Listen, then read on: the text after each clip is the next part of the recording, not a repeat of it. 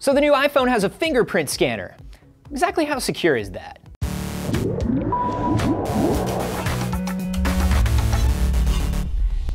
Anthony here for DNews, and biometric fingerprint scanners like the one in the iPhone aren't new. They've been used in military and industrial security for a long time. You can get them on a lot of computers, but it's still kind of a novelty on everyday devices. Fingerprints are crazy things. All these little ridges are super important to your sense of touch, but they're also a really unique form of identification. Even identical twins don't have the same fingerprints because small differences in pressure in the womb actually cause them to be different, which makes the idea of having a fingerprint scanner on your phone a really nice one. All your personal information protected by the one type of identification you have that can't be forged. But here's the thing.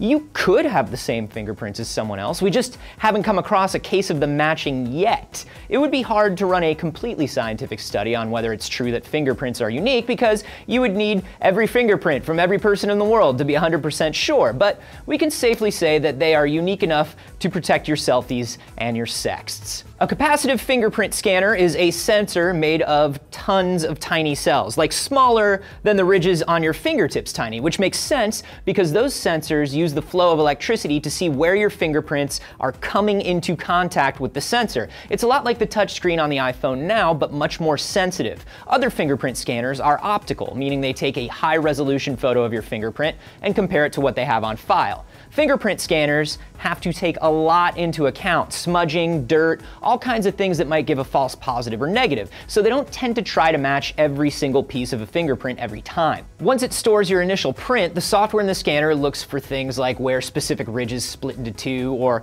where your central swirl is. It actually takes note of where all the distinguishing details are in comparison to each other and makes a sort of map of landmarks on your fingerprint, and then it looks for matches to those defining characteristics every time you touch your finger to the scanner. And depending on the level of security needed for the situation, it'll need more matches to unlock.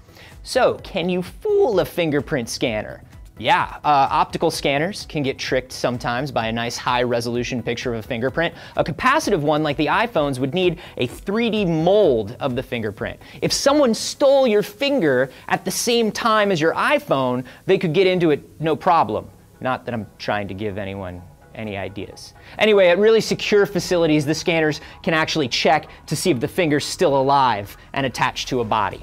So there's that. The combination of a fingerprint scanner and the ability to make wireless payments is making a wallet and credit cards and maybe even ID cards a thing of the past. I love the idea of the simplicity, but I lose and break phones too often to like that, I think. Plus, the scary thing about all-in-one identification is that when someone does manage to hack it, it's much harder to prove identity theft and get your stuff back. So 50-50 good to spooky ratio in my mind. Let me know how you feel about it down below and subscribe for more DNews.